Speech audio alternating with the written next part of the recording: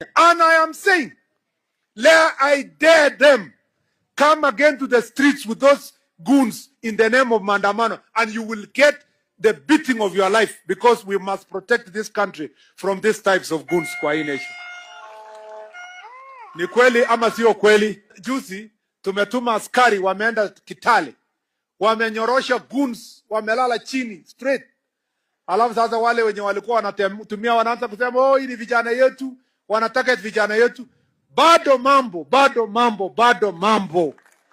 Hawa wakora ambao wanatumia vijana kwa sababu hawana sera, hawana mpango, kazi yao ni kupanga goons. Yeye mwenyewe anajifanya hapa, anakuja kujifanya, kwani yeye ndiye alipanga vijana wachome police station kwa Kikuyu?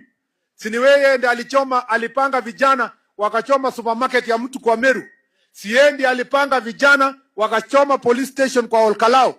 Si yeye ndiye alipanga vijana wakachoma ile kotini kwa Kikuyu?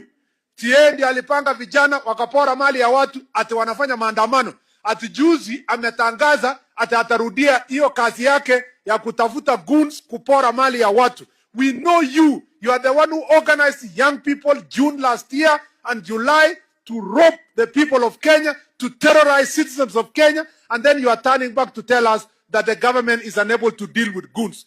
We arrested that time over 2,000 young people ambao walikuwa wameleta ukora. Ni ile tu magistrates wengine waliwawachia kwa pesa kidogo, na wale hata walilipa bail ni the same people who are crying to us ati kwa nini kuna goons kwa Kenya.